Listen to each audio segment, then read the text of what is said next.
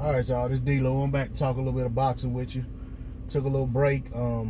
Just wanted to show my respect for the late, great Black Mamba, Kobe Bryant. So I took a little break from making videos on the channel.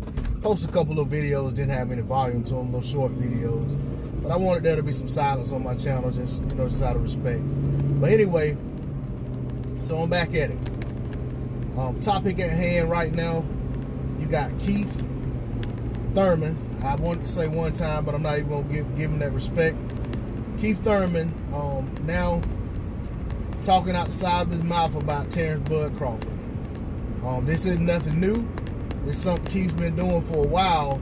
Every time Terrence Crawford's name is brought up, or anytime Bud were to mention his name, he's very dismissive of Bud's accomplishments in boxing.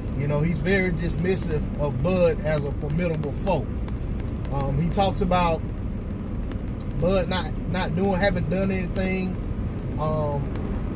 noteworthy in the welterweight division. Basically hadn't done enough to deserve the fight. Anybody that follows my channel, anybody who has even watched my comments when it comes to people saying deserve, I feel like don't deserve is duck speak for I don't want to fight. When a fighter starts talking about what another fighter doesn't deserve in terms of a fight with them, in terms of a purse split, in terms of being able to select a venue or any of that stuff, in my opinion, more times than not, that fighter doesn't want to fight the other guy. And even if he's willing to fight the other guy, he wants to put himself in a position where he's kind of cashing out, so to speak. So when Keith Thurman says Bud Crawford doesn't deserve a fight with him, all I hear is I don't want to fight Bud Crawford. I'm not going to sit here and say Keith Thurman's afraid of him. I'm not going to sit here and say that Keith Thurman doesn't think it's a winnable fight. But I will say that we've seen and heard this type of behavior out of Keith Thurman before when it came to Errol Spence Jr. And we see how close we ever came to getting that fight.